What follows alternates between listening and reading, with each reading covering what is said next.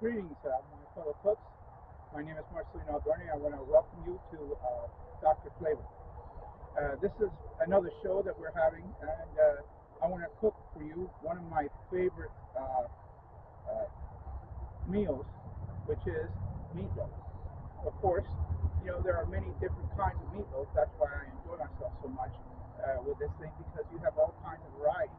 One of these days, I'm actually going to cook for you a no meat meatloaf. I do that because my daughter, of course, is a vegetarian, and so I have to cook for her sometimes. Anyway, today we're going to make a lovely meatloaf, and it's going to be a smoked meatloaf. So one of the most important parts of my cooking is starting with a good base, because that's where the flavor comes from.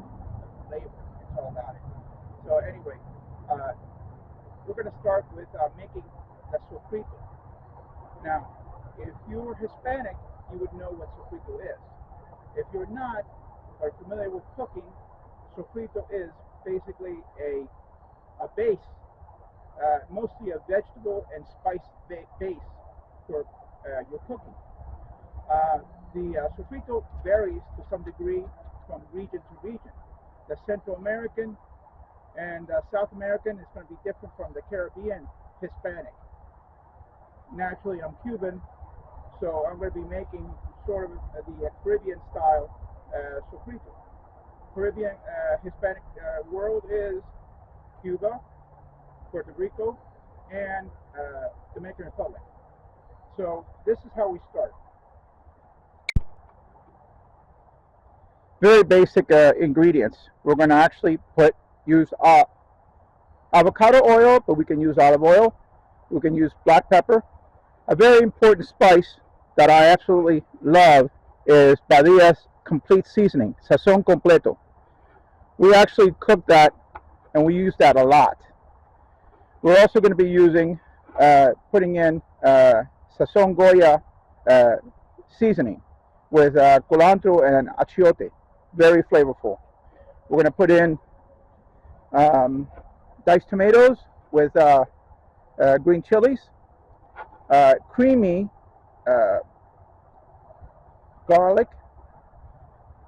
We're going to use a very Caribbean spice, which is culantro.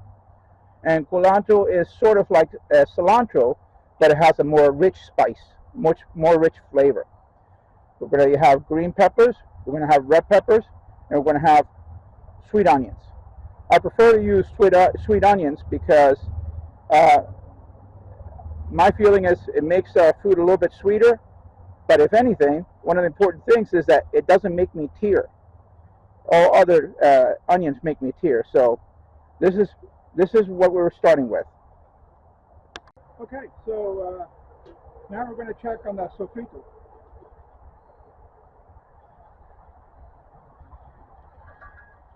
So the sofrito is cooking very nicely, as you can see.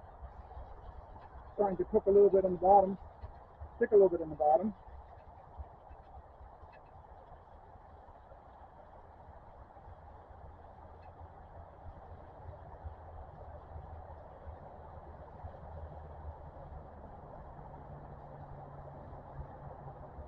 And I want you to understand that there's a difference between burning and cooking and sticking.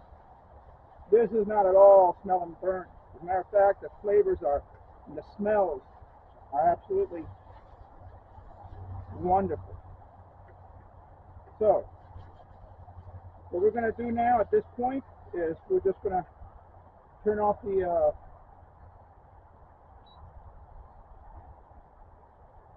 we're going to unplug it here. All right. The nice thing about the induction cooking is that it responds very quickly. It's very precise.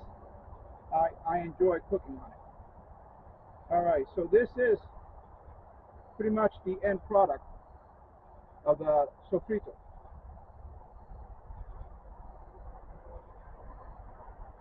It is yummy, yummy. All right, so the next step is and this is obviously very basic for the meatloaf. you're going to have the couple eggs that you're going to throw in there. I'm using 3 eggs because I'm going to make a big portion. The reason why is because my brother-in-law just got operated, and we're going to take some of this to his house for dinner. So we're going to use the eggs. Any meatloaf that you make must have a binder. The eggs that we're using today is a binder. If you're making a vegan meatloaf, you would use flaxseed, crushed or ground flaxseed. So I like my pork. What can I say? And Jimmy Dean is a great product. So we want at least 20% beef, and we have our Jimmy Dean sausage because the combination of two is absolutely fantastic. So we're gonna incorporate all this stuff. We're gonna add the eggs. We're gonna add some panko. We're gonna add a little bit more flavoring. That is a little bit more black pepper. A little bit more sazon completo, because you can never have too much sazon completo. We're going to have the 3 eggs. We're going to add the 3 eggs. We're going to incorporate it. We're going to mold it, and then we're going to be ready to put it in the smoker. So here we go. Something I forgot to mention, very important. If we're going to do some smoked meatloaf, we really need to add a little bit of sweet baby rays. Okay, so that is very, very important. So we're going to add a little bit of that into that to just give it a little bit of that barbecue smoky flavor. And we're going to incorporate now the sofrito into this mix. I'm sure that some of my purist fellow cooks find this a little bit unorthodox, but I am a little unorthodox. I like to go a little bit out of the box and be creative. So here we go. We're going to mix this up a little bit, and then we're going to do it by hand. But before we get everything contaminated, we're going to add a little bit of the panko.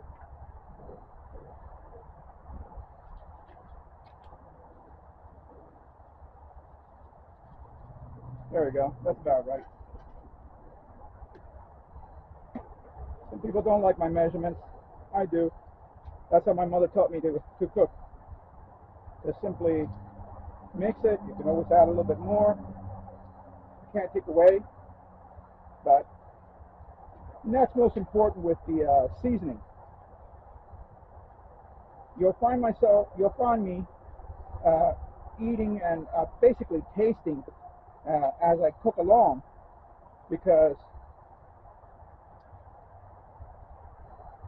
you got to start with very little spice and add and incorporate from there. Because if it's too salty, you can't get that away. There are certain tricks, certain ways that you can do this, but it's painful. So just simply put all this stuff together, work it in,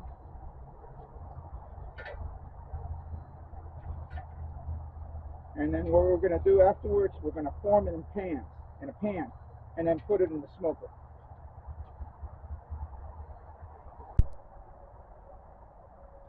Okay, here we go.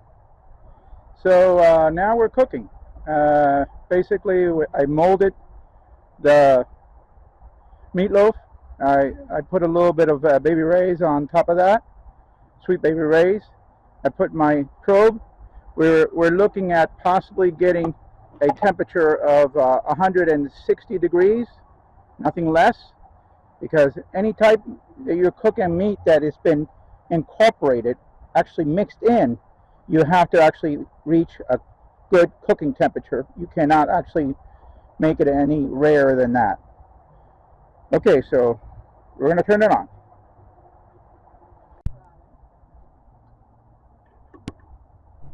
Well, are we ready? Okay, let's check it out.